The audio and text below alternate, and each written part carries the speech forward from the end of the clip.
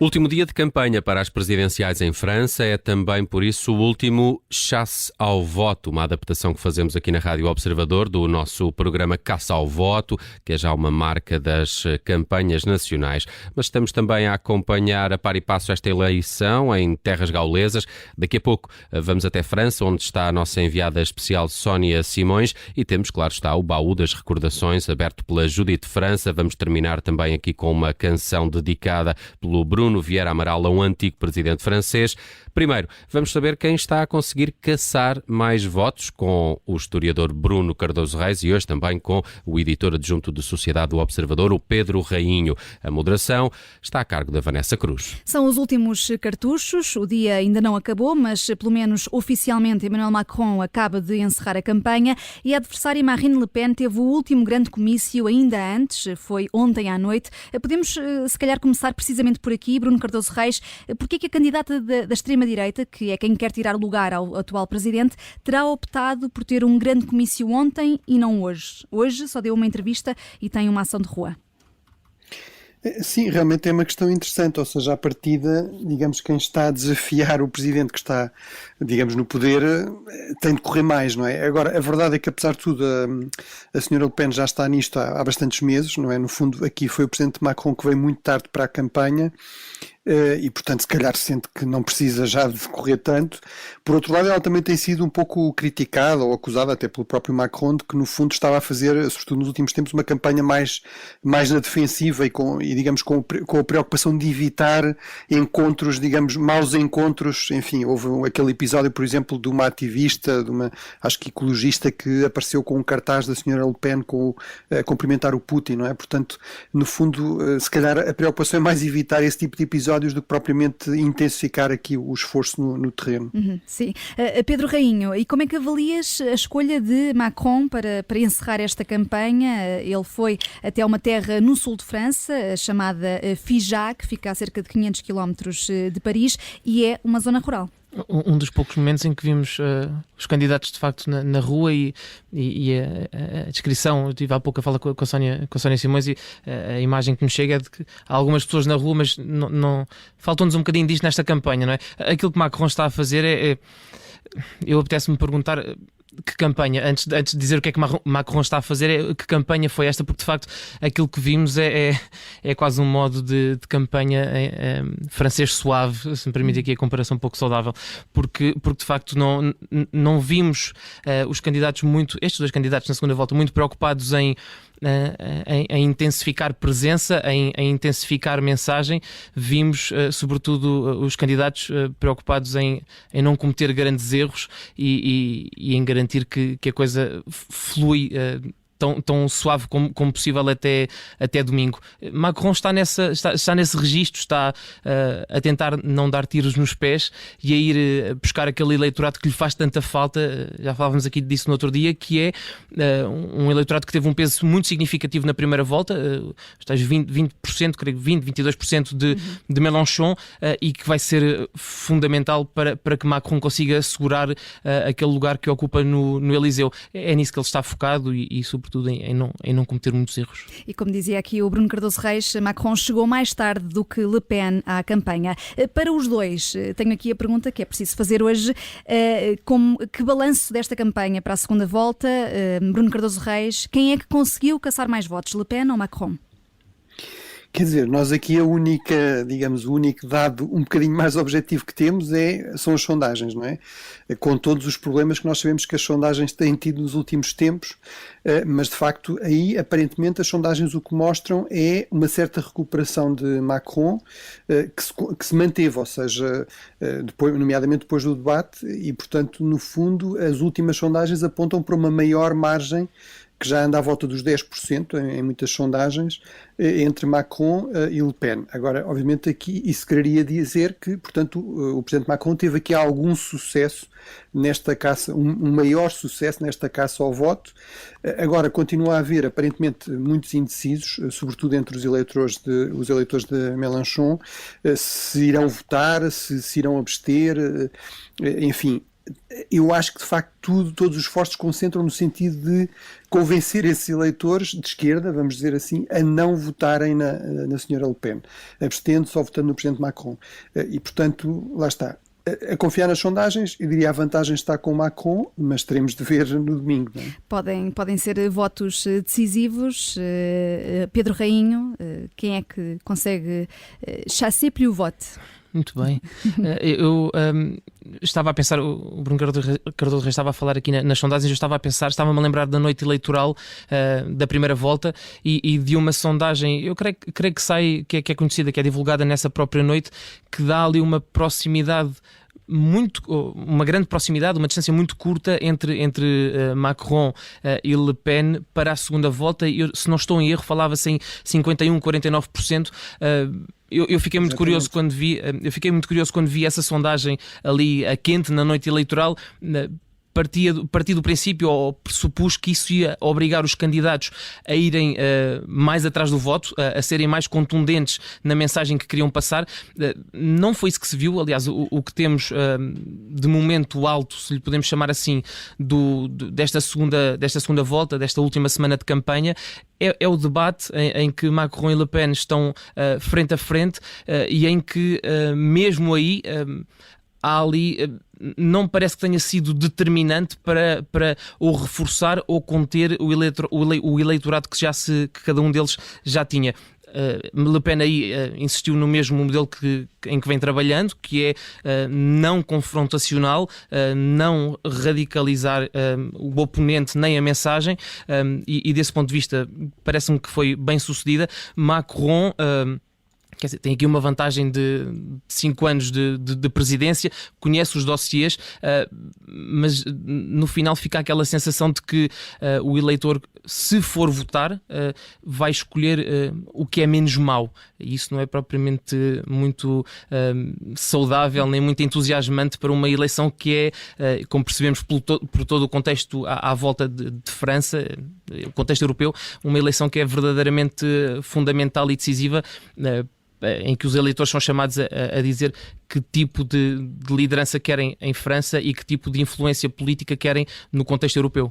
Tão decisiva é esta eleição que tivemos os primeiros ministros de Portugal, de Espanha e também o chanceler alemão a assinarem juntos, os três, um artigo de opinião que foi publicado em 3 jornais, no Público, no El País e no Le Monde, com um claro pedido para o voto em Macron, dizendo que esta segunda volta não pode ser business as usual. Aqui não estamos a falar francês, mas é a expressão que é utilizada. Bruno Cardoso Reis, esta necessidade de termos aqui representantes de 3 países a unirem-se por escrito neste apelo é representativa de como há receio de que Le Pen possa ganhar? Sim, eu acho que isto mostra como é de facto assustador no fundo, para outros países europeus, não são certamente para todos. Eu acho que, por exemplo, para o Orbán, por exemplo, para o líder húngaro, se calhar era bastante interessante, não é? Ter a senhora Le Pen no Eliseu, mas de facto para a generalidade dos países europeus e em particular para aqueles mais próximos da França, que têm relações mais intensas com a França, isso seria especialmente alarmante. Isto é um bocado invulgar e até pode ser eventualmente contraproducente, não é? Costuma-se dizer que este tipo de algum tipo de interferência externa numa eleição às vezes gera um sentimento de rejeição, não é? De facto, eles são hábeis, no fundo, a apresentar a questão também, no fundo, valorizando aqui o papel da França, portanto, dizendo, atenção, que a França tem aqui um papel absolutamente indispensável na Europa, e nós estamos aqui a falar também em nome da defesa dos valores europeus, portanto, no fundo, esta é uma eleição excepcional, em que está em causa muito mais do que apenas a França, e portanto, é por isso que nós fazemos este apelo. Eu acho que, apesar de tudo, de facto, é algo invulgar, é algo um pouco arriscado, eu acho que mostra isso mesmo, o grau de preocupação, e eu acho que é significativo ser no Le Monde e serem estes 3 líderes, enfim, tem a ver obviamente aqui com o interesse na França que estes países em especial têm, mas também são 3 líderes da esquerda europeia, da esquerda socialista, e portanto eu acho que houve aqui no fundo este juízo de que seria importante tentar mobilizar algum voto de esquerda que possa estar mais hesitante para o lado do Sr. Macron e portanto terá valido a pena correr esse risco. Do ponto de vista de Portugal, de facto isto mostra mostra a crescente aproximação em termos diplomáticos com a França. Na verdade, ela já vem de longe, já vem pelo menos dos anos 60, mas intensificou-se muito nos últimos anos, com uma grande convergência de interesses, com esta tendência na União Europeia a 27 para se criarem grupos de países, digamos, mais pequenos e com interesses mais convergentes. E também por algum desinteresse e desinvestimento de outros aliados históricos. Enfim, o caso máximo, o exemplo máximo disso é o caso da Grã-Bretanha, que inclusive saiu também da própria União Europeia. E Emmanuel Macron, entretanto, já veio agradecer este apoio, diz que António Costa é um amigo e que é adorável. São estas as palavras. Pedro Rainho. Mon ami Macron e mon ami Costa, não é? Precisamente. Pedro Rainho. Eu não tenho a pretensão de querer adivinhar ou sequer conseguir interpretar na sua globalidade a vontade do eleitorado francês, mas eu pergunto-me se do ponto de vista interno, porque é aquilo que este artigo pretende, é quase piscar aqui o olho aos eleitores franceses e dizer-lhes atenção, porque vocês têm aqui uma escolha importante para fazer. Eu creio que eles estão cientes disso, não é de agora que a França tem o peso que tem e o impacto que tem, a relevância que tem no contexto europeu. Eu pergunto-me se os eleitores franceses estão verdadeiramente preocupados com aquilo que António Costa, que Pedro Sánchez e Scholz têm a dizer sobre a decisão que eles são chamados a tomar. Quer dizer, o que é que os eleitores querem no final do dia? Isto para perceber, para chegar à mensagem do próprio artigo. Os eleitores estão verdadeiramente preocupados, ou melhor dizendo, a sua escolha no domingo vai ser feita em função de uma eventual maior ou menor aproximação de Marine Le Pen a Vladimir Putin, ou vai basear-se mais na mensagem de que a reforma pode ficar, a idade da reforma, como Le Pen promete ou propõe, pode situar-se ali entre os 60 e os 62 anos. É mais interessante ouvirem Emmanuel Macron dizer que a reforma, a pensão mínima, tem que subir para os 1.100 euros. Mais do que aproximações políticas exteriores, parece-me que o eleitorado francês está mais interessado naquilo que lhes diz respeito no dia-a-dia. E, portanto, fico um bocadinho cético sempre em relação a este tipo de tomada de posições que não são comuns, não são recorrentes, mas acho que não terá, no final do dia, grande impacto no momento dos eleitores escolherem o seu candidato. Pode não ser muito eficaz. Bruno Cardoso Reis, Pedro Rainho, merci. A vocês não vos posso dizer bonne réflexion, porque vocês não são eleitores franceses. Agora vamos até onde tudo acontece.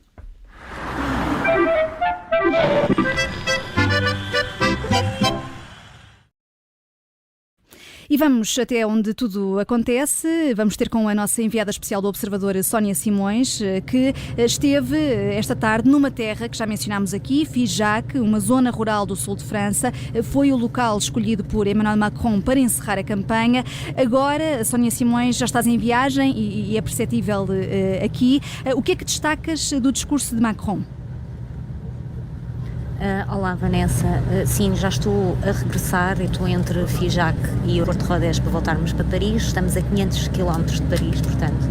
E o discurso de Macron que posso destacar é aquilo que se estava à espera, tendo em conta o sítio que ele escolheu para a sua última aparição antes do dia de voto, que foi um discurso para a ruralidade. Portanto, Macron prometeu que iria descentralizar os serviços públicos para que as pessoas não tivessem de se deslocar para tratar das suas atividades do dia-a-dia, que ia reforçar a segurança, abrigar para mais polícias, que ia reforçar a ferrovia, apostar na fibra. Portanto, tudo promessa para o eleitorado desta zona, que apesar de ter dado a vitória na primeira volta, esta Câmara é historicamente socialista. Foi uma última ação de campanha muito concorrida, muitos apoiantes, Sónia? É muito curioso, porque as imagens às vezes não nos dizem toda a realidade, mas a parte dos apoiantes que lá estavam são arregimentados pelo próprio partido e estavam lá como estão noutros locais do país a acompanhar o Macron. Portanto, isto é uma vila com 10 mil pessoas, estavam uma ínfima parte porque nem todos foram autorizados a entrar, havia um sistema de registro, ao contrário do comício da UPEN de ontem, que foi aberto a quem quisesse comparecer, aparecia. Aqui é todo um sistema de registro e de entradas seletivas. Ele também é um chefe de Estado, não é? Uma pequena parte é que vive aqui, mas foi suficiente para ele ter mesmo que interromper o discurso perante uma bandeira que colocaram numa janela e que acabou por ser retirada pelos seguranças de Macron, e já no final, no contacto com a população, também teve que haver intervenção dos seguranças por algumas vozes da oposição. Sónia, e nesta altura, estamos a dia e meio desta eleição, haverá ainda muitos indecisos? É a percepção que tens? Daqui haverá de certeza quem esteja indeciso em quem votar, foi a percepção com que fiquei. Acredito que ainda haja muitos indecisos, mas continuo a repetir a minha tese: quando chegarem à mesa de voto, eu acho que muitos vão votar Macron ou vão votar em branco. A ver, vamos, Sónia Simões, aqui em direto de França, ela está em viagem, é a nossa enviada especial à França. Estamos mesmo em contagem decrescente para a segunda volta das presidenciais, estão marcadas para domingo e hoje ainda temos tempo para ir ao baú das campanhas presidenciais. Judite França.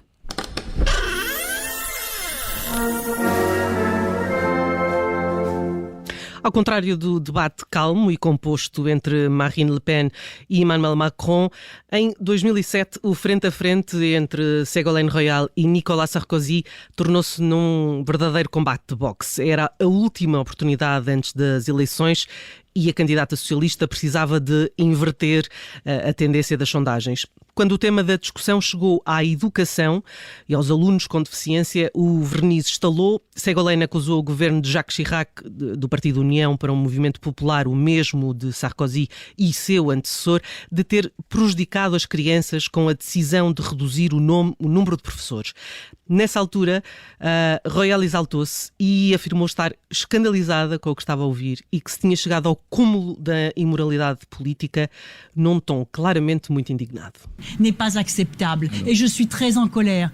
Et les parents et les familles qui vous en... Et les parents... Non, je ne me calmerai pas. Ne montrez pas du doigt avec cet index pointé, parce que franchement... Non, je ne me calmerai pas. Non, je ne me calmerai pas.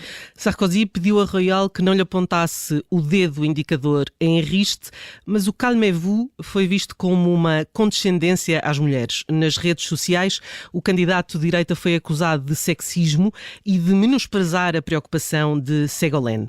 Nas análises ao debate, as opiniões dividiram-se, claro, e houve quem visse na atitude de Ségolène uma tática para tentar irritar Sarkozy. Isso é que não foi claramente conseguido. O homem que viria a ser presidente manteve-se imperturbável durante todo o debate e terminou com uma frase que desarmou a candidata socialista. Je ne me calmerai pas. Je ne me calmerai pas. Pour être président de la République, il faut être calme. Non. Com os dois a falar ao mesmo tempo é difícil de perceber, mas Sarkozy disse: é preciso manter a calma para se ser presidente. As sondagens a seguir ao debate deram a vitória a Sarkozy. Ségolène Royal foi considerada demasiado agressiva. Bom, e 4 dias, como sabemos, o triunfo confirmou-se nas urnas. E seguimos agora neste chasse ao voto. Vamos terminá-lo, na verdade, com outra viagem musical do Bruno Vieira Amaral, que dedica une chanson a um antigo presidente francês. Sim, e desta vez a François Mitterrand, ou o senhor Água Mole em Pedra Dura. Porque antes de chegar à cadeira presidencial, François Mitterrand tentou uma vez, em 1965, e forçou Charles de Gaulle a uma segunda volta, naquelas que foram as primeiras eleições presidenciais por sufrágio universal. Perdeu na segunda volta e em 1969 não teve o apoio da secção francesa da Internacional Operária, o partido antecessor do Partido Socialista, e por isso não se candidatou. Em 1974, Mitterrand voltou à carga, ganhou a primeira volta, mas perdeu para Giscard d'Estaing na segunda volta. Outro político talvez não tivesse ido a um terceiro assalto, mas em 1981 Mitterrand voltou à carga e dessa feita bateu o incumbente numa segunda volta bastante renhida. Mitterrand tornou-se assim o primeiro presidente de esquerda da Quinta República, isto numa altura em que os aliados ocidentais, Estados Unidos e Reino Unido, estavam à direita, com Ronald Reagan e Margaret Thatcher. Em 1988, Mitterrand alcançou outro marco político histórico. Tornou-se o primeiro presidente francês a ser reeleito por sufrágio universal. O seu adversário na segunda volta foi o primeiro-ministro conservador, Jacques Chirac, mas Mitterrand venceu com uma margem agradável. Durante o segundo mandato, proferiu uma das suas frases mais célebres: governar não é agradar. Mas Mitterrand, apesar da coabitação com primeiros ministros de direita e de alguns escândalos políticos, agradou aos seus compatriotas. Quem também agradava muito aos franceses era a jovem cantora Vanessa Paradis. Em 1988, o ano da reeleição de Mitterrand, Paradis brilhava nas tabelas de vendas com este Marilyn et John, uma canção que aludia ao romance secreto entre Marilyn Monroe e um presidente, neste caso um presidente norte-americano, John Kennedy. E Mitterrand também tinha os seus segredos amorosos, mas não era sobre os pecados domésticos que Vanessa Paradis cantava.